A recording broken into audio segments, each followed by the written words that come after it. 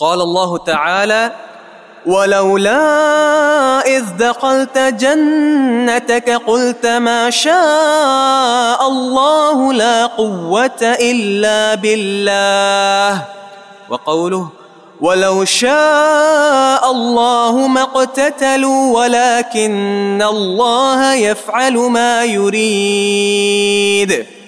وقوله: أحلت لكم بهيمة الأنعام إلا ما يتلى عليكم غير محل الصيد وأنتم حرم إن الله يحكم ما يريد. وقوله: فمن يرد الله أن يهديه يشرح صدره للإسلام ومن يرد أن يضله يجعل صدره ضيقا حرجا كأنما يصعد في السماء. بارک اللہ فیک احسنت. یہ جو آیت کریمہ آپ نے سنی ہے اور سعادت حاصل کی ہے، ان میں اللہ تعالیٰ کی دو صفات کا ذکر ہے. ایک ہے صفت مشیت، اللہ کی مشیت، یعنی ہوگا وہی جو اللہ چاہے گا، مشیت.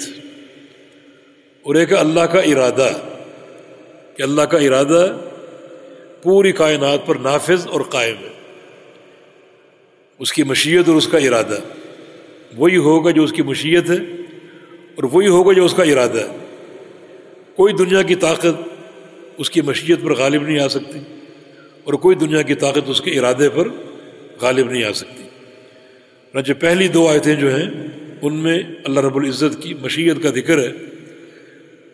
فرمایا کہ وَلَوْلَا إِذْ دَخَلْتَ جَنَّتَكَ قُلْتَ مَا شَاءَ اللَّهُ، اور کیوں نہیں جب تم اپنے باغ میں داخل ہوئے تو تم یہ کہتے ما شاء اللہ، لا قوت الا باللہ، نہیں ہے قوت مگر اللہ کی. ما شاء اللہ کہتے، یہ جو کچھ ہے اللہ کی مشیت سے ہے اور اس کی عطا سے ہے. سورہ کہف میں وہ دو بھائیوں کا واقعہ، ایک نیک تھا ایک برا تھا، اور وہ جو برا بھائی تھا وہ نیک بھائی پر طرح طرح کی تنقیدیں کرتا تھا اور اس کے فقر کا مذاق اڑاتا تھا اور کہتا تھا کہ میں اگر برا ہوں تو مجھے اللہ نے اتنا نوازا کیوں ہے، میں باغات کا مالک ہوں اور تم فقیر ہو. اور اس نے اپنی ان باغوں کو، ان تمام نعمتوں کو اپنی طاقت اور اپنی قدرت قرار دیا اور یہ قرار دیا کہ یہ اللہ نے مجھے جو ہے اگر دیا تو اس لیے، اگر اس کی عطا ہے تو اس لیے کہ میں اللہ کو پسند ہوں، تم پسند نہیں ہو. اور پھر اپنے باغ میں جب داخل ہوئے اللہ تعالیٰ کا عذاب آ گیا اور اس باغ کو تباہ و برباد کر دیا. تو اب وہ بچتا ہے، پریشان ہے. تو اس نیک بھائی نے کہا کہ وَلَوْلَا إِذْ دَخَلْتَ جَنَّتَكَ قُلْتَ مَا شَاءَ اللَّهُ، جب تم باغ میں داخل ہوئے تم نے ما شاء اللہ کیوں نہ کہا، کہ یہ عطا اللہ کی مشیت سے اور اللہ کے دینے سے ہے، اس کے فیصلے سے ہے. تو یہ معاملہ اللہ کی مشیت کے تابع ہے اور تم نے رب کی مشیت کو اس میں شامل کیوں نہ کیا. یہ آیت دلیل ہے کہ پوری کائنات پر اللہ کی مشیت نافذ ہے اور ہوگا کیا، وہی جو اللہ چاہے گا، جو اللہ چاہے گا. اللہ کی مشیت میں کوئی شریک نہیں ہے.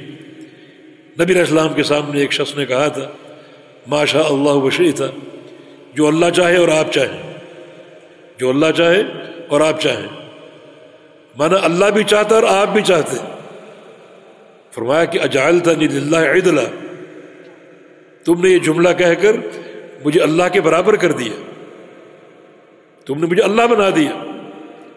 قولوا ما شاء اللہ وحدہ، صرف یہ کہو کہ جو صرف اللہ چاہے، اور اگر کسی اور کی چاہت ہے تو ثم ما شئت، پھر جو آپ چاہیں. یہ پھر میں تاخیر ہے، واو میں جمع ہے. تم نے ایک ہی جملے میں اللہ اور مخلوق کی مشیت کو جمع کر دیا، شریک بنا دیا. اور ثم میں یہ تراخی ہے، اللہ چاہے پھر جو آپ چاہیں. جب تراخی ہوگی تو مخلوق کی چاہت اللہ کی چاہت کے تابع ہوگی. تو آپ نے صرف ایک ہی جملے پر کیا فرمایا، تم نے مجھے اللہ کا شریک بنا دیا، اللہ جیسا بنا دیا، نعوذ باللہ. تو مشیت صرف اللہ رب العزت کی ہے۔ یہ اس آیت کریمہ کا مفاد ہے، فائدہ، کہ مشیت صرف اللہ رب العزت کی۔ وقولہ احلت لکم بہیمۃ الانعام الا ما یتلی علیکم غیر محل الصید وانتم حرم ان اللہ یحکم ما یرید۔ یہ اللہ کا ارادہ آ گیا اس آیت کریمہ میں۔ تو یہ پہلی آیت کریمہ اللہ تعالیٰ کی مشیت کو ثابت کر رہی ہے اور اس کی مشیت کو واضح کر رہی ہے۔ دوسری آیت کریمہ میں اللہ تعالیٰ کے ارادے کا ذکر، احلت لکم بہیمۃ الانعام، تمہارے لیے حلال کر دیے گئے چوپائے، جیسے اونٹ ہیں اور گائے وغیرہ، بکری وغیرہ تمہارے لیے حلال کر دیے گئے، الا ما یتلی علیکم، مگر کچھ حرام ہے جو ان قریب تم پر پڑے جائیں گے۔ آگے ان کا ذکر ہے اگلی آیات میں۔ تو سب حلال ہے مگر کچھ حرام بھی کر دیے، جن کا ذکر آگے آ رہا ہے۔ غیر محل الصید وانتم حرم، ہاں ایک استثناء یہ بھی ہے کہ تم شکار کو حلال نہیں کر سکتے اگر تم محرم ہو، اگر احرام باندھا ہو، احرام کی حالت میں شکار نہیں کر سکتے۔ جو چوپائے حلال ہیں ان کا شکار احرام کی حالت میں حرام ہوگا، اور وہ تم نہیں کر سکتے، نہ کھا سکتے، نہ ان کو استعمال کر سکتے۔ تو یہ دو استثناء ہیں، ایک وہ جن کا ذکر آگے آ رہا ہے، دوسرا جو چوپائے حلال ہیں ان کا تم شکار بھی نہیں کر سکتے احرام کی حالت میں، وہ وحشی جانور ہیں جن کا شکار ہوتا ہے، چنانچہ ان کا شکار احرام کی حالت میں ناجائز ہے۔ ان اللہ یحکم ما یرید، اللہ رب العزت جو چاہتا ہے فیصلہ فرماتے، جو اس کا ارادہ ہوتا ہے وہ فیصلہ فرماتے۔ تو یہاں اللہ تعالیٰ کے صفت ارادہ کا ذکر کہ اس کی صفت ارادہ حق ہے اور وہی ارادہ فرماتا ہے، اسی کا ارادہ پوری کائنات پر غالب ہے، اور اس کے ارادے کو کوئی ٹال نہیں سکتا، کوئی رد نہیں کر سکتا۔ ایسا اس کا ارادہ لا راد لحکمہ ہی ولا مبدل لقضائہ، اس کے حکم کو کوئی رد کرنے والا نہیں ہے اور اس کے قضاء کو کوئی تبدیل کرنے والا نہیں۔ لہذا جو بھی اس کا ارادہ ہے، ارادے کے دو قسمیں ہیں، ایک ارادہ قدری ہے، ارادہ قدری ہے، اور ایک ارادہ شرعی ہے۔ یہ دونوں اللہ کے ارادے ہیں اور کوئی ان کو ٹال نہیں سکتا اور کسی کا تدخل نہیں ہے ان میں سے کسی ارادے میں۔ ارادہ قدریہ جو ہے وہ اللہ کی تقدیر کے فیصلے تمام مخلوقات کے، ان تمام مخلوقات کے بارے میں جو اللہ کا ارادہ تھا اللہ نے وہ لکھ دیا، وہ تحریر ہے۔ اللہ کا ارادہ قدریہ، تقدیر کے فیصلے جنہیں کوئی تبدیل نہیں کر سکتا، اور ایک ارادہ شرعی ہے، اللہ کی شریعت کے فیصلے، وہ بھی اللہ تعالیٰ کا ارادہ، اللہ نے وہ قانون بنائے اور شریعت سازی فرمائی، انہیں بھی کوئی تبدیل نہیں کر سکتا۔ ہاں لوگ تبدیل کرتے ہیں، اللہ نے ان کو آزادی دے رکھی ہے، جو اللہ تعالیٰ کا ارادہ قدریہ ہے اسے تبدیل کرنے کا کسی کو اختیار نہیں، ارادہ شرعیہ جو ہے اسے بھی تبدیل کرنے کا کسی کو اختیار نہیں ہے، لیکن جو لوگ تبدیل کرتے ہیں وہ پرلے درجے کے گناہ گار، اللہ تعالیٰ کے عذاب کے مستحق ہوں گے اور مستوجب ہوں۔ اور یہ فرق ہے ارادہ قدریہ میں اور ارادہ شرعیہ میں۔ نبی علیہ السلام کی ایک مشہور دعا ہے، اعوذ بکلمات اللہ التامات اللاتی لا یجاوزہن بر ولا فاجر، پناہ پکڑتا ہوں اللہ کے کلمات کی جو کہ تامات ہیں، مکمل ہیں، ناقص نہیں ہیں، اور وہ کلمات ایسے ہیں کہ انہیں کوئی تجاوز نہیں کر سکتا، ان کلمات سے کوئی تجاوز اختیار نہیں کر سکتا، نہ کوئی نیک نہ کوئی بد، اللہ کے کلمات سے کوئی تجاوز اختیار نہیں کر سکتا، کوئی آگے نہیں بڑھ سکتا، نہ کوئی نیک نہ کوئی بد۔ ظاہر ہے کہ یہ اللہ تعالیٰ کا جو ارادہ ہے، یہ کلمات ہیں، یہ کلمات قدریہ، اس کی تقدیر کے فیصلوں سے کوئی آگے نہیں بڑھ سکتا۔ اللہ نے اگر کسی کا موت کا وقت لکھا ہے، فلاں وقت مرے گا، ایک لمحہ آگے نہیں بڑھ سکتا، ایک لمحہ پیچھے نہیں ہو سکتا، نہ کوئی نیک اور نہ کوئی بد۔ نہ کوئی آگے نہ کوئی پیچھے. یہ اللہ رب العزت کا جو ہے وہ ارادہ قدریہ ہے، اس کی تقدیر کے فیصلے، وہ کلمات جن کا تعلق اللہ کی تقدیر سے ہے، کوئی تجاوز نہیں کر سکتا. لیکن جو کلمات شرعیہ ہیں بہت سے بدبخت ان سے تجاوز کرتے ہیں. اللہ فرماتا ہے نماز پڑھو، نماز نہیں پڑھتے، حج کرو، حج نہیں کرتے، روزے رکھو، روزے نہیں رکھتے. ارادہ شرعیہ سے تجاوز کرنے والے بہت لوگ ہیں، مگر ارادہ قدریہ اس سے تجاوز کوئی نہیں کر سکتا. یہ فرق ہے ارادہ شرعیہ میں اور ارادہ قدریہ میں. اور پھر دوسری بات یہ ہے کہ جو ارادہ قدریہ ہے وہ اللہ کی مشیت بھی ہے، اس کی رضا بھی ہے. ارادہ شرعیہ جو ہے ضروری نہیں کہ اللہ اس سے راضی ہو.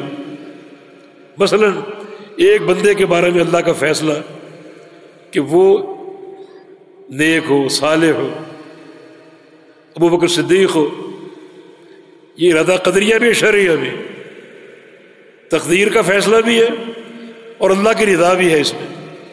اور ایک بندہ ابو جہل، ابو لہب، ارادہ قدریہ ہے اس کا ابو جہل ہونا، ابو لہب ہونا، مگر ابو جہل ہونے میں، ابو لہب ہونے میں اللہ راضی نہیں، اللہ تعالیٰ راضی نہیں ہے.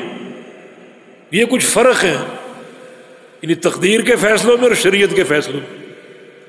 تو دونوں ارادے اللہ تعالیٰ کے پاس اور کسی کو کوئی دخل نہیں ہے. تو پہلے آیت کریمہ اللہ کی مشیت ہے اور باقی جو آگے آیات کریمہ ہیں اللہ تعالیٰ کی صفت ارادہ کو ثابت کر رہی.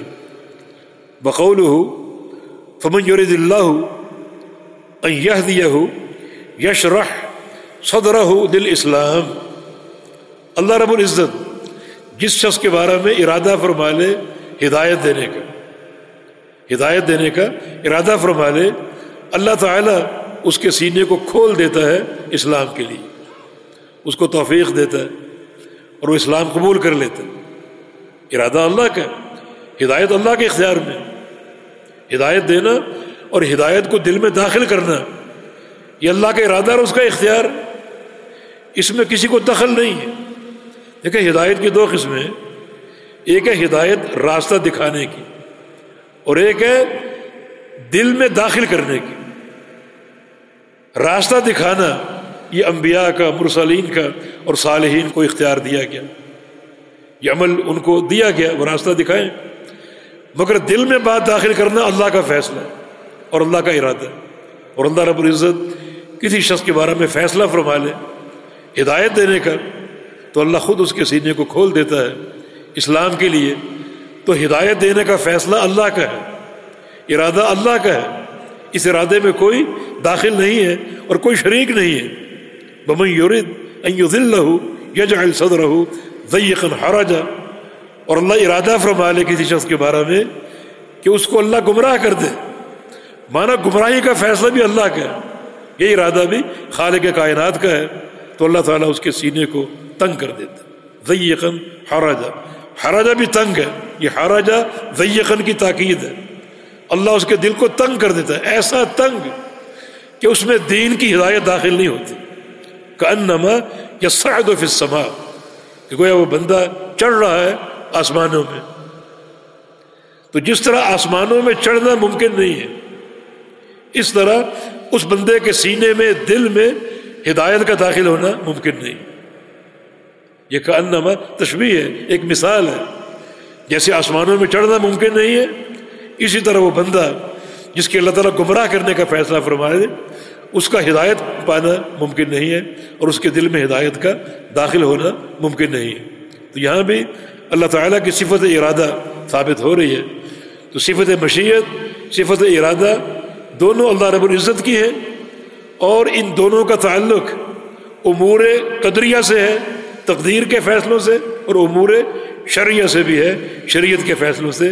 اور یہ سارے امور اللہ کے ہاتھ میں ہیں اور کسی انسان کو ان میں کوئی دخل نہیں ہے اور نہ کوئی ایسا اختیار ہے، نہ ان کو کوئی تبدیل کر سکتا ہے.